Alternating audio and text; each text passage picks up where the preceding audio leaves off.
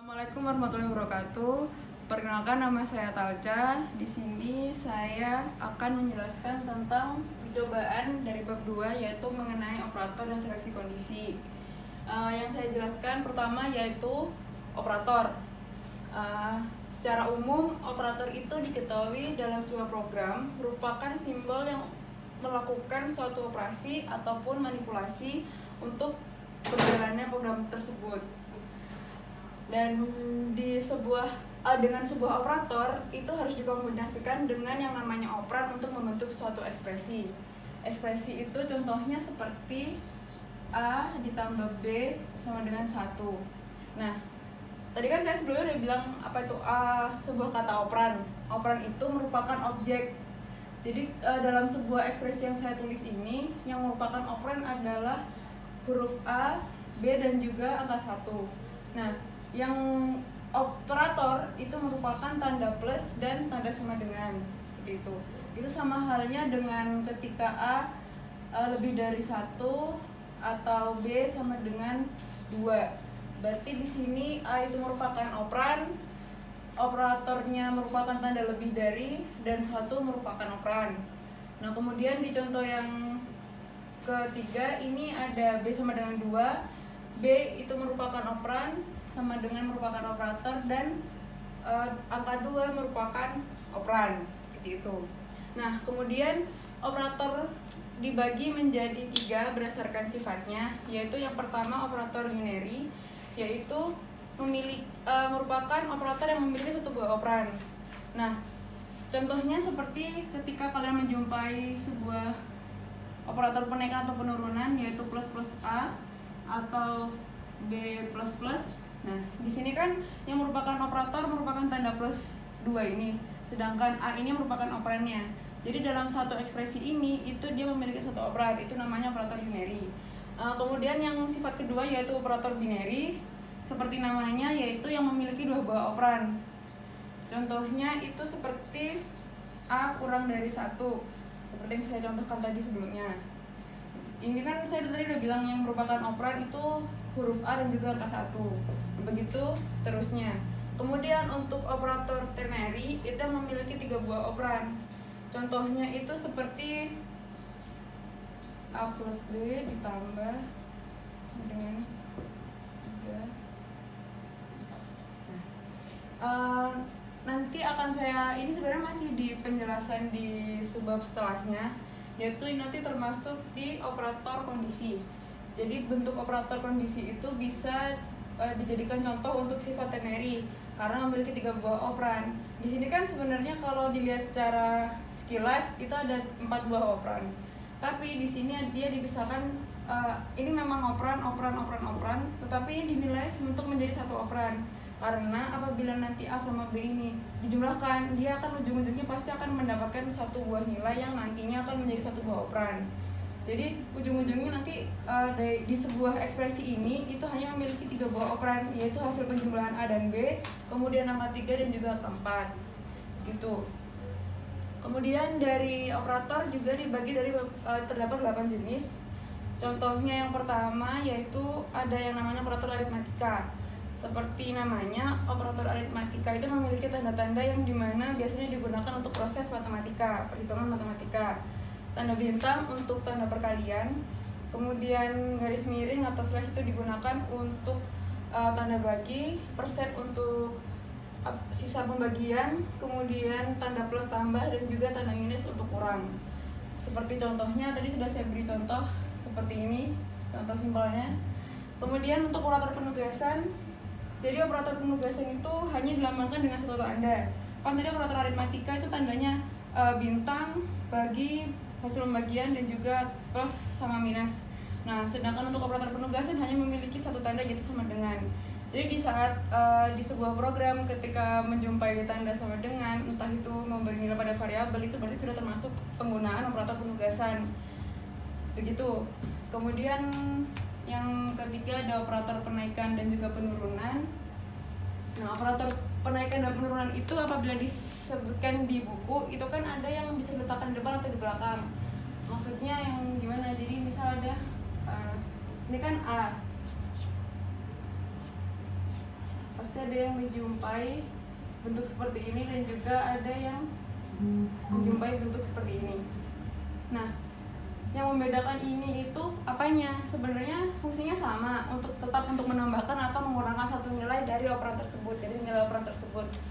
Cuman yang membedakan yang ini namanya pre-increment atau dia dilakukan penambahan nilai terlebih dahulu, kemudian ketika ditampilkan dia nilainya bertambah. Tapi kalau misalnya ini namanya post increment, jadi dia itu dimunculkan terlebih dahulu baru dilakukan proses penambahan seperti itu.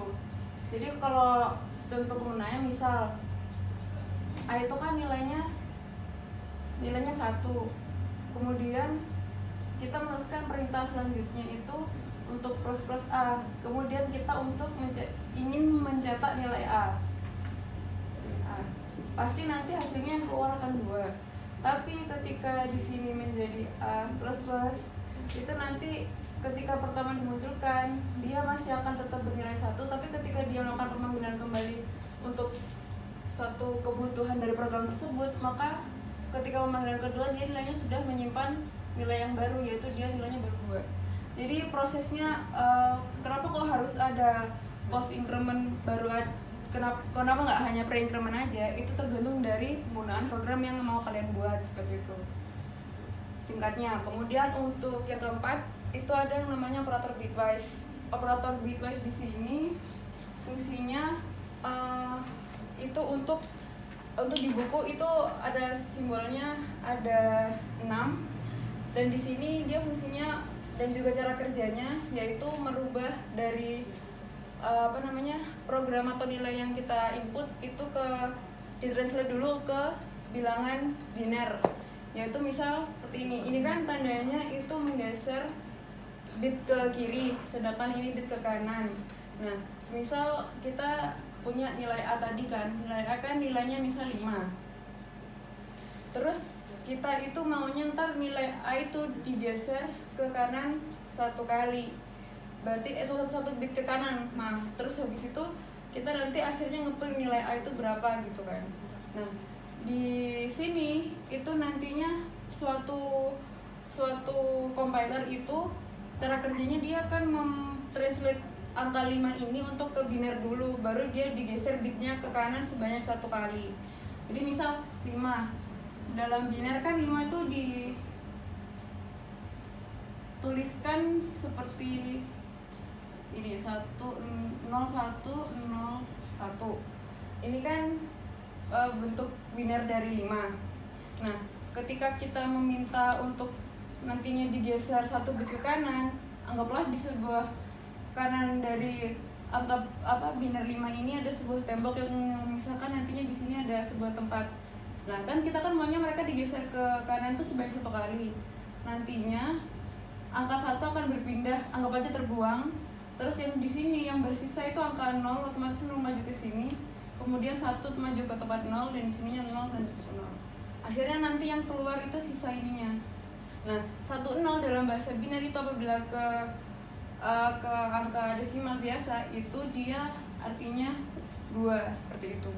Nah, penggunaan operator bitwise itu kan tadi ada 6 operator.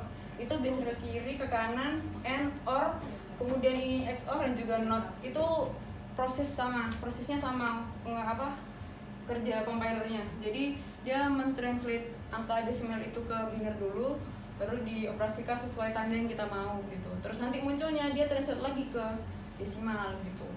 Itu untuk operator bitwise. Kemudian ini ada operator relasi.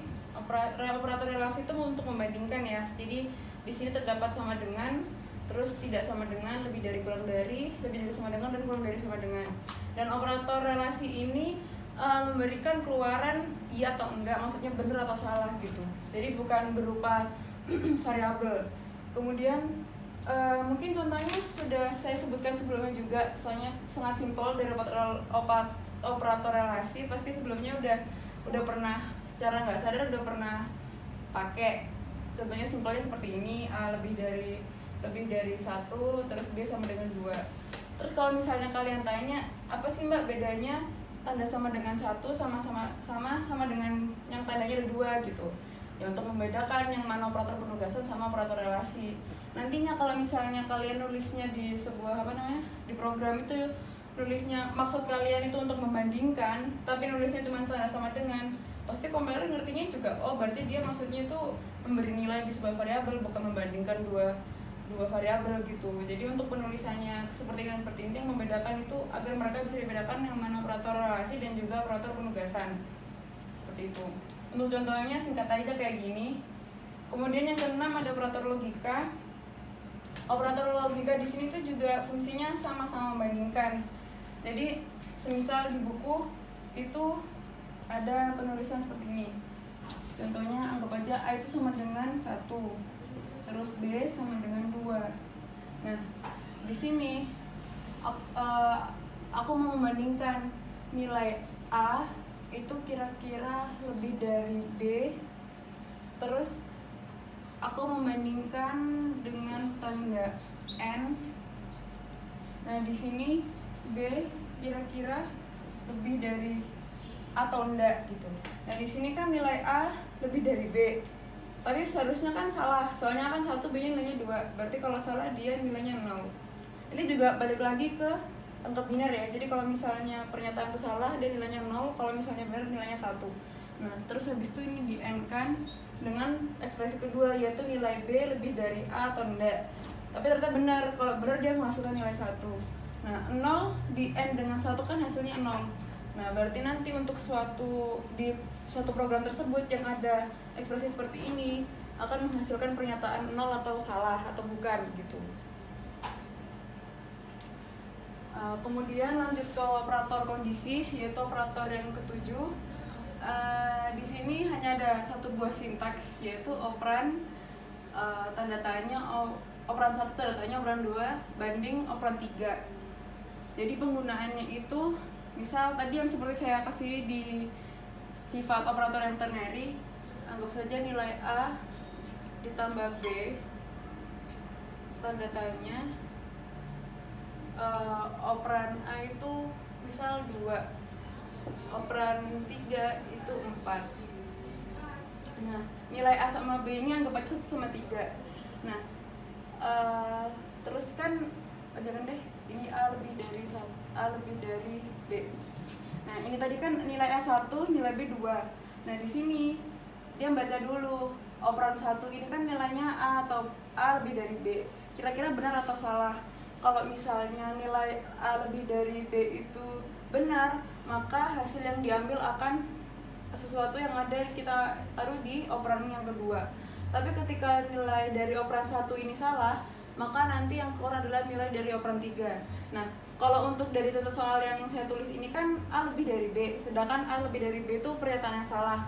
Maka nanti yang outputan dari ekspresi ini yaitu dari operan 3 yaitu angka 4, seperti itu. Kemudian, terus tambahan juga ini untuk operan 1 ini bisa untuk semua jenis ekspresi. Jadi misal mau nulis penjumlahan, perkalian, pembagian tuh bebas, atau mungkin bahkan perbandingan juga, kan ini termasuk perbandingan ya, operator relasi kayak gitu. Ini juga bebas. Terus yang mau tadi saya kasih tahu juga buktinya, ini kan nanti juga dari operator ternary itu nantinya operan 1 ini sebuah ekspresi yang hanya menghasilkan satu buah nilai. Contohnya kayak ini tadi, dia benar atau salah. Kalau benar itu nanti operan 2 kayak gitu-gitulah. Makanya nanti dikelompokkan menjadi satu operan saja. Itu juga penjelasan dari operator ternary. Kemudian yang terakhir yaitu ada operator kombinasional atau operator pemendekan, yaitu merupakan operator yang fungsinya di mana untuk mempersingkat penulisan. Jadi misal di sini kan sintaksnya itu operan 1 terus operator sama dengan operan kedua. Nah, sintaks ini contohnya misal gini. Ini kan operan 1, kita anggap aja operan 1 itu A. Dan terus yang sintaksnya selanjutnya kan operator. Operatornya kita mau pengurangan. Nah, di sini operan 3. Operan 3 ini kita masukkan nilainya, misal 3. Di sini kita udah menuliskan sebelumnya kalau kita mendeklarasikan bahwa A itu memiliki nilai 1 kan, sama kayak tadi misal. Nah, itu sama artinya dengan operan 1 kan tadi A. A itu sama dengan A, yaitu sama-sama operan 1 ditambah operan kedua 3. Berarti nanti kalau kita ngeprint nilai A ini, itu nanti sama aja kayak dia tuh sama prosesnya dengan seperti ini, jadi 4 gitu. Penulisannya mungkin memang kayak ya kan naruhnya nggak banyak, tapi mungkin ini untuk sebuah penulisan program yang kompleks ini sebenarnya sangat membantu juga untuk penghematan memori. Kemudian sorry yang tadi minus, jadi nanti yang keluar ini min 2 gitu. Terus ini juga bisa bisa untuk perkalian, bisa untuk pembagian, dan operator aritmatika yang lainnya gitu ya, operator untuk ekspresi lainnya. Seperti itu. Seperti itu penjelasan dari bab 2 subbab percobaan operator. Selanjutnya akan dilanjutkan oleh teman saya. Assalamualaikum warahmatullahi wabarakatuh. Perkenalkan, namaku Khofifah Rahmatullah-Istiwati. Di sini aku akan jelasin tentang penyeleksi kondisi. Jadi yang pertama di penyeleksi kondisi ini ada 3, yaitu if else, sama switch. Nah, yang pertama itu ada if, dimana kalau if ini dia hanya mempunyai satu ekspresi dan satu pernyataan. Bisa dilihat dari flowchartnya aja. Kalau misal dia mau udah, misalnya nih, ini ada misal A kurang dari 0. Kalau misal dia bernilai benar, dia akan menjalankan pernyataan ini. Jika salah, dia akan langsung ke N aja. Jadi udah kelar berarti prosesnya. Terus yang kedua ini ada if else. Bedanya if else sama if itu apa sih? Kalau if aja tadi kan cuma ada satu ekspresi dan satu pernyataan.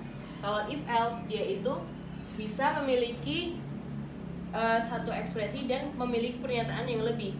Nah, misalnya kalau di sini dilihat aja dari flowchartnya, kalau misal dia ini bernilai benar, dia akan menampilkan pernyataan yang ini. Jika salah, berarti kan dia masuk ke sini. Nah, dia bisa diisi suatu ekspresi lagi, lalu langsung ke menampilkan pernyataan selanjutnya. Nah, kalau itu yang memiliki pernyataan 2, itu memakai ini if sama else. Nah, tapi kalau memiliki if dan pernyataan lebih dari 1, berarti dia kan bakalan menambahkan di sini else if pernyataan seterusnya. Dia memakai ini.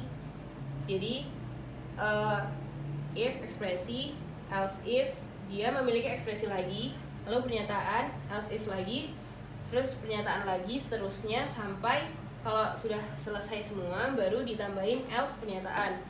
Nah, fungsinya else pernyataan ini apa? Untuk kalau semisal nilai yang kalian input itu udah nggak ada dari nilai-nilai yang ada di sini. Jadi di luar nilai yang kalian deklarasiin di sini, dia akan menampilkan si nilai else ini aja. Untuk agar nggak bingung, kalian bisa baca di listing programnya aja langsung. Terus selanjutnya ini ada switch. Nah, kalau switch ini dia juga memiliki pernyataan yang banyak sama seperti if else, tapi di sini dia dipakainya dengan case-case yang ada. Jadi kalian bisa memakai berapapun itu case-nya. Jadi misal case 1, case 2, case 3 dan case-case selanjutnya, tapi harus ada break. Kenapa ada break? Karena agar tidak terjadi perulangan terus-menerus. Jadi misal kalau aku menginputkan nilai 1 yang akan ditampilkan oleh case 1. Nah, dia pastikan akan menampilkan ini. Lalu ada break dan dia selesai dong.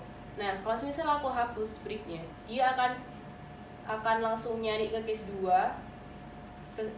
sampai dia menemukan break. Misal dia ini 2 ini aku hapus. Bentar. Ini aku hapus. Dia nantinya misal aku mau menginputkan yang nilai dari case 1, dia akan menampilkan case 1, lalu menampilkan case 2, lalu menampilkan case 3, baru break. Jadi dia akan looping terus menerus sampai menemukan break, baru dia akan menyelesaikan programnya.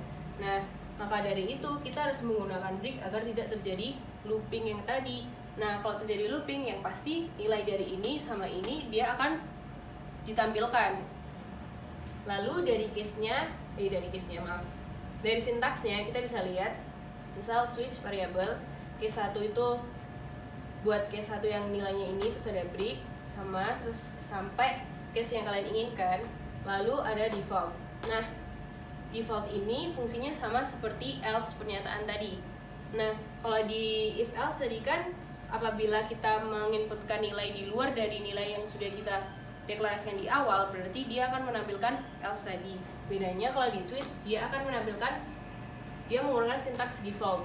Jadi kalau misal case 1 sampai case 2 nih misal, aku di case 1 ini bernilai 1, case 2 bernilai 2. Misal aku menginputkan 3, pasti dia kan nggak ada kan di luar 2 pilihan tadi. Nah, dia pasti mengeluarkan si default ini, dimana dia akan mengeluarkan pernyataan yang ada di dalam default kalau apa yang kita inputkan itu nggak ada di dalam case-case yang ada ini gitu.